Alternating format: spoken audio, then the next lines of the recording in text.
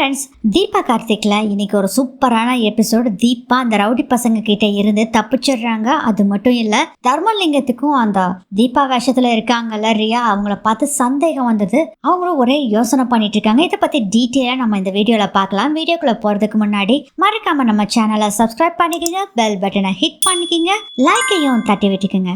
ஜோசியர் சொல்றாரு, நான் இத்தனை சொல்லியும் நீங்க கல்யாணத்தை வச்சிருக்கீங்கன்னா என்னங்க, நான் போற போக்குல அப்படியே உங்களை பார்க்காத மாதிரி போயிருக்க மாட்டேனா? இந்த கல்யாணம் எவ்வளவு சீரியஸான விஷயம் உங்களுக்கு தெரியும்ல. அபிராமி அம்மாவோட உயிரே இந்த கல்யாணம் நடந்ததுன்னா போயிரும். அப்படி இருந்து எப்படிங்க வச்சிருக்கீங்க? நான் சொல்றத சொல்லிட்டா உங்க இஷ்டம் அப்படின்னு சொல்லிட்டு அங்க இருந்து கிளம்பிடுறாரு ஜோசியர். இது எல்லாத்தையுமே ஆனந்த் கேட்டுட்டு இருக்காரு. ஆனந்த் வந்து நிக்கிறாரு. இந்த விஷயத்தெல்லாம் எங்க கிட்ட சொல்லவே இல்லையே, ஏன் இப்படி தப்பு பண்ணிட்டீங்க? நான் இதை உடனே கார்த்திக் கிட்ட போய் சொல்றேன் அப்படின்னு சொல்லிட்டு போறாரு. அப்போ தர்மலிங்கம் ஜானகி ரெண்டு பேரும் தம்பி தம்பி சொல்லாதீங்கிறாங்க. அவர் பாட்டுல போயிட்டு இருக்காங்க. கார்த்திக் தேடிக்கிட்டு இருக்காரு ஆனந்த் சொல்றதுக்கு. அப்போ தர்மலிங்கம் சொல்றது, இப்ப என்ன பண்றது? பேசாம அதை மாப்பிள்ளை கிட்ட நம்மளே சொல்லிடலாமா? இல்லைங்க வேண்டாம், நம்ம சம்மந்தி அம்மா கிட்ட இந்த விஷயத்த சொல்லிடலாம், அப்புறம் பாத்துக்கலாம் அப்படின்னு ஜானகி சொல்றாங்க. அதுக்கப்புறம் அபிராமி கிட்ட போய் ஆனந்துக்கு இந்த விஷயம் தெரிஞ்சிருச்சு அப்படிங்கிற விஷயத்தையும் சொல்றாங்க. கார்த்திகை தேடிட்டு இருக்காருங்கிற விஷயத்தையும் சொல்றாங்க. நான் பாத்துக்கிறேன் அப்படின்னு சொல்லிட்டு கரெக்டா அபிராமி ஆனந்த பாத்துறாங்க. ஆனந்த் கிட்ட வா, உங்ககிட்ட ஒரு முக்கியமான விஷயம் பேசணும் அப்படின்னு சொல்லி கூட்டிட்டு வர்றாங்க. மா என்னம்மா சொல்லுங்க. இங்க பாரு, இந்த கல்யாணம் நல்லபடியா நடக்கணும். கல்யாணம் கடைசி கட்டத்துக்கு வந்துருச்சு.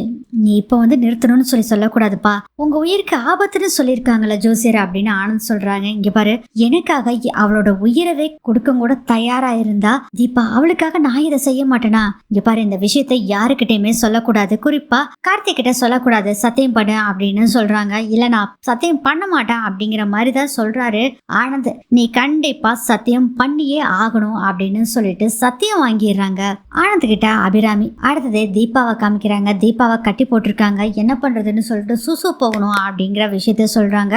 இப்ப பாத்ரூம்ல போகிறதுக்குலாம் நாங்க விட மாட்டோம், அப்படியே தப்பிச்சு போயிடலாம்னு பிளான் பண்ணிட்டு இருக்கியா? அதுக்கெல்லாம் சான்ஸே இல்லை அப்படின்னு சொல்றாங்க. ஐயோ இல்லைங்க, நிஜமா தாங்க, எனக்கு ரொம்ப அர்ஜென்டா வருதுங்க, நான் போயே ஆகணுங்க, நான் தப்பிச்சு போகணும்லாம் நினைக்கலைங்க அப்படின்னு சொல்றாங்க. கூட இருக்க இன்னும் ரவுடி அண்ணன் சொல்றாரு, டே பாக்கிறதுக்கு பாவண்டா, பொம்பளை புள்ளடா, விட்டுடா, தப்பிச்சுலாம் போகாது அப்படின்னு சொல்றாங்க. சரின்னு சொல்லிட்டு ஒருத்தரை கூப்பிட்டு இவ்வளவு பாத்ரூமுக்கு கூட்டிட்டு போயிட்டு வந்துரு அப்படின்னு சொல்றாங்க. சரின்ட்டு அவரும் கூட்டிட்டு போறாரு. போறப்ப ஏதாச்சும் வழி கிடைக்குமா அப்படின்னு அங்கேயும் இங்கேயும் திரும்பி பார்த்துக்கிட்டே வர்றாங்க. தீபாவும் என்ன அங்க இங்கன்னு திரும்பி பார்த்துட்டு இருக்க, தப்பிச்சு போலான்னு நினைச்சு, ஐயோ அதெல்லாம் இல்லைங்க சார் அப்படின்னு சொல்றாங்க. தீபா சரி சரி வா போலாம் அப்படின்னு சொல்லிட்டு கூட்டிட்டு போறாரு. ரெஸ்ட் ரூம்குள்ள போறாங்க. அந்த ஆள் அங்க நின்றுக்கிட்டு காவல் காத்துட்டு இருக்காரு. அப்படியே ரெஸ்ட் ரூம் கதவை ஓபன் பண்ணிட்டு உள்ள இருந்து பாக்குறாங்க. எப்படியாச்சும் நம்ம தப்பிச்சே ஆகணும், எப்படி தப்பிக்கிறது அப்படின்னு சொல்லி யோசனை பண்ணிட்டு இருக்காங்க. அப்ப பார்த்தா அங்க ஒரு கட்டை இருக்கு. அதை பார்த்து இதை வச்சு அவனை போட்டு தள்ளிட வேண்டியதான் அப்படின்னு சொல்லிட்டு தொம்முன்னு அந்த ரவுடிய போட்டு தள்ளுறாங்க. தீபா அவர் பயங்கர சத்தம் போடுறத பார்த்துட்டு, ஐயோ அங்க ஏதோ பிரச்சனை போல இருக்கு, வாடா போலான்னு சொல்லிட்டு எல்லாரும் ஓடி வர்றாங்க. கடைசியில தீபா போட்டு மொத்தன்னு அந்த ரவுடிய துவம்சம் பண்ணிட்டு இருக்காங்க. அந்த ரவுடி பசங்களும் வர்றாங்க, அவங்களையும் போட்டு துவம்சம் பண்ணிட்டு இருக்காங்க தீபா. அடுத்ததே கல்யாண மண்டபத்தை காமிக்கிறாங்க. தர்மலிங்கம் ஜானகி ரெண்டு பேரும் பேசிட்டு இருக்காங்க. இந்த விஷயத்த நம்ம இனிமேலும் யாருக்கிட்டையும் சொல்லாம மறைக்கிற தப்பு, அப்புறம் மாப்பிள்ளை நம்ம கிட்ட சொல்லலையா அப்படிங்கிற மாதிரி கேட்பாங்க.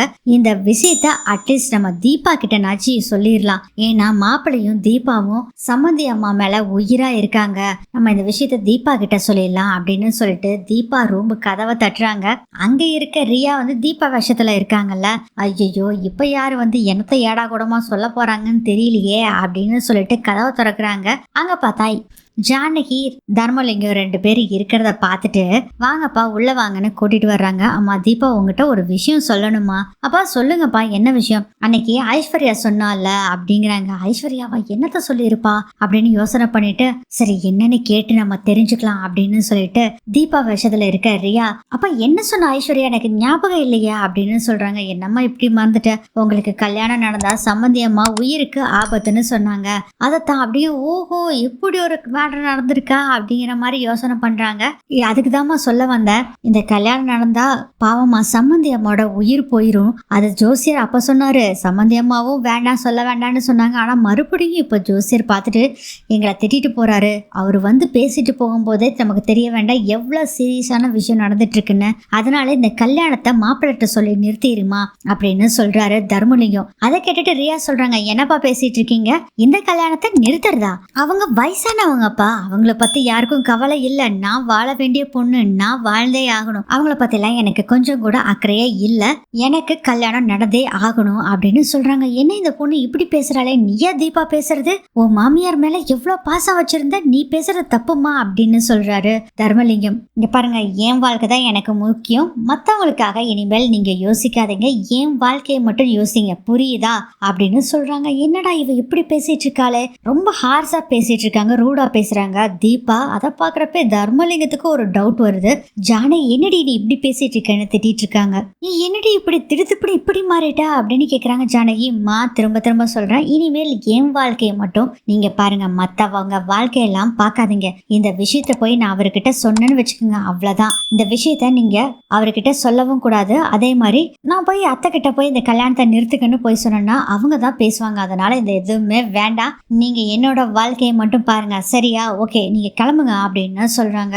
என்ன சரியில்லையே அப்படிங்கிற மாதிரி பார்த்துட்டு அங்க இருந்து கிளம்பிடுறாரு ஜானகி தர்மலிங்கம் ரெண்டு பேரும். அந்த ரூம்ல இருந்து வந்த ஜானகி தர்மலிங்கம் ரெண்டு பேரும் யோசனை பண்ணிட்டு இருக்காரு. தர்மலிங்கம் ஜானகி சொல்றாங்க, இது நம்ம தீபாவா? எனக்கு ரொம்ப டவுட்டா இருக்குதுங்க அப்படின்னு சொல்றாங்க. அதுதான் ஜானகி, எனக்கும் புரியல. தீபா இது மாதிரி பேசி நான் பார்த்ததே இல்ல, எனக்கும் டவுட்டா தான் இருக்கு. சரி வா பார்க்கலாம் அப்படின்னு சொல்லிட்டு அங்க இருந்து கிளம்பிடுறாங்க தர்மலிங்கம் ஜானகி ரெண்டு பேரும். அடுத்தது நம்ம தீபாவை காமிக்கிறாங்க. அந்த ரவுடிகள் எல்லாத்தையும் அடிச்சு போட்டுட்டு அங்க இருந்து தப்பிச்சு ரோட்டுக்கு வந்துடுறாங்க. பாக்குறாங்க, எந்த இடம்னு கூட தெரியல. ஐயோ, எந்த இடம்னு கூட தெரியலையே, நான் இப்ப எப்படி போறதா அப்படின்னு நினைச்சிட்டு இருக்கும் போதே ஒரு ஆட்டோ வருது. அதை பார்த்து அந்த ஆட்டோவை நிறுத்தி, அண்ணா வலசரவாக்கம் போகணும்னா ஒரு கல்யாண மண்டபத்தை பேர சொல்லி அங்க போகணும், நான் கூட்டிட்டு போங்க அப்படிங்கிறாங்க. சரிம்மா ஏறு அப்படின்னு சொல்லி ஆட்டோக்காரனும் வண்டி எடுத்துட்டு போயிட்டு இருக்காரு. அண்ணே சீக்கிரம் போங்க அண்ணா, அங்க கல்யாணம் முடியறதுக்குள்ள போகணும் அண்ணா, சீக்கிரம் போங்க அப்படின்னு சொல்றாங்க. சரிம்மா அப்படின்னு சொல்லிட்டு அவரும் ஆட்டோல கூட்டிட்டு போறாரு. இதோட இந்த எபிசோட் முடியுது.